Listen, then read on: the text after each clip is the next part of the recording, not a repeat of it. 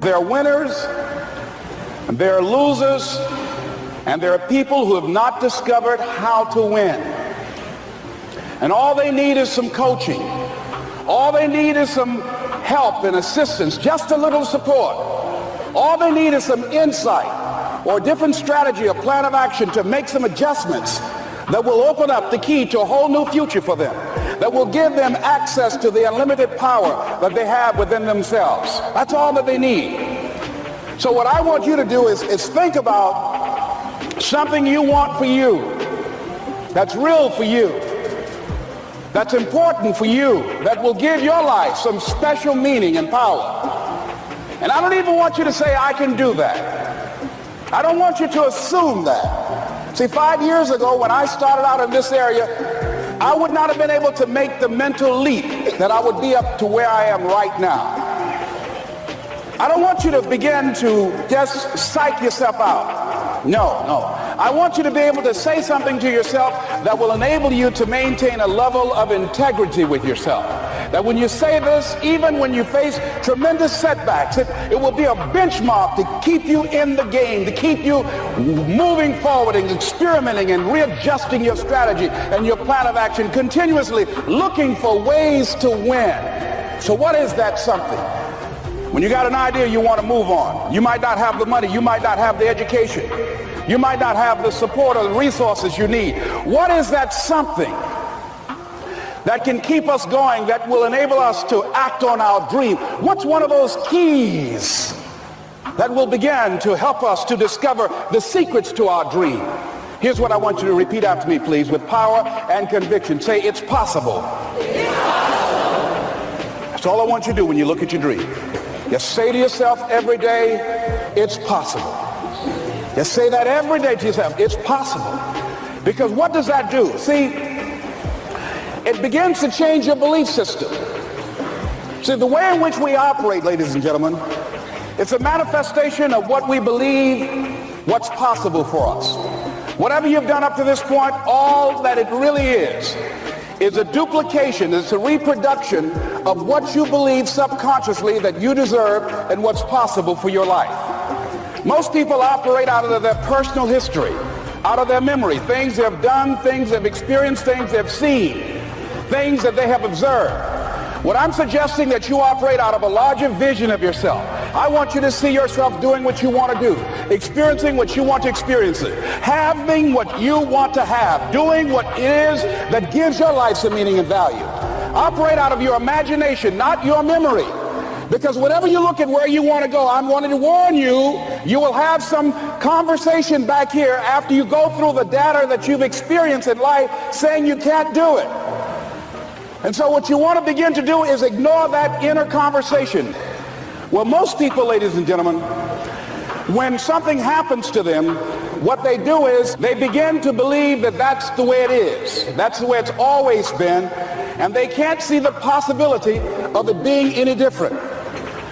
Example, before April 1954, the common belief, the universal belief, because it had been tried again and again and again and people had failed, the belief was that man was not physically capable of breaking the 4-minute barrier, that he could not run a mile in less than 4 minutes. That was the belief on the planet. It had never been done. But here's what happened, ladies and gentlemen. Roger Bannister came along and he broke the 4-minute barrier. Now here's what's significant about that. Since that time, up to this day, over 20,000 people have done it, including high school kids. What changed?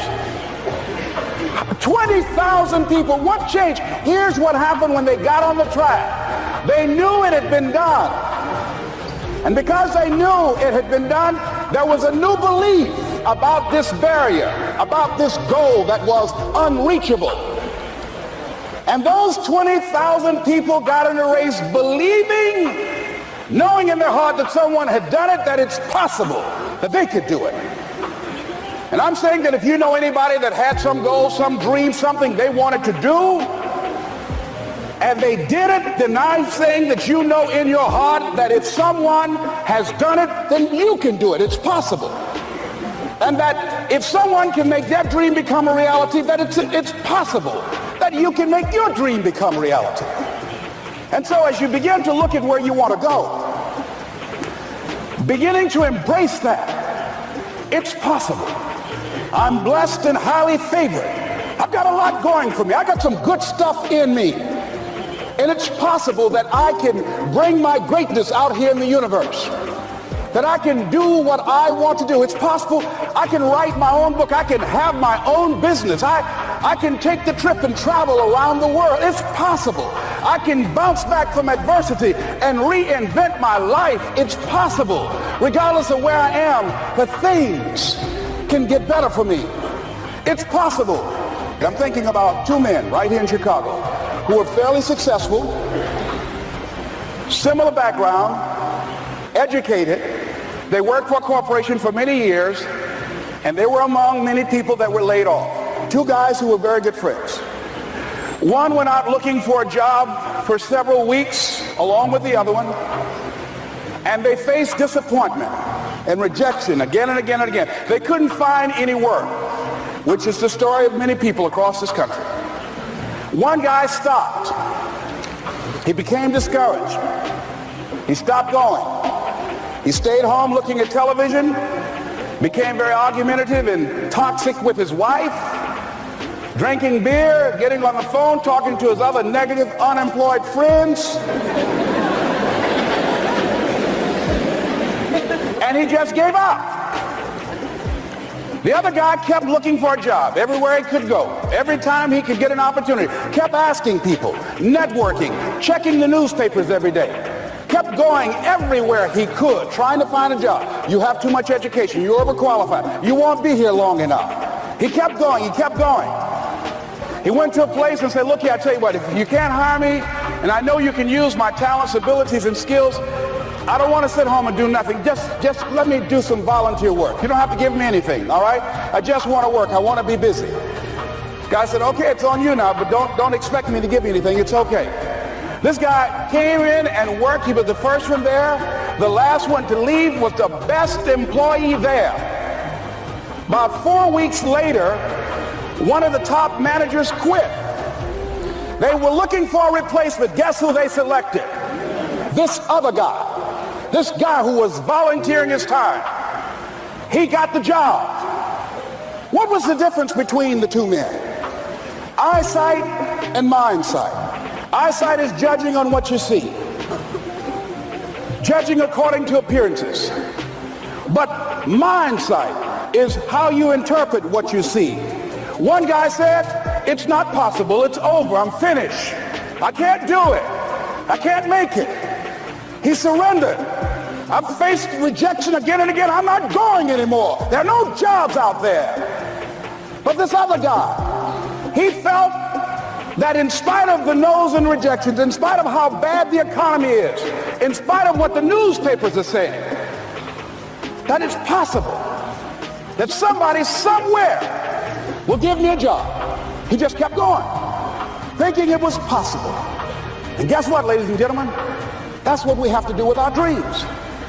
Because things happen to you in life that you can never, ever anticipate. And many times when those things happen, you want to give up.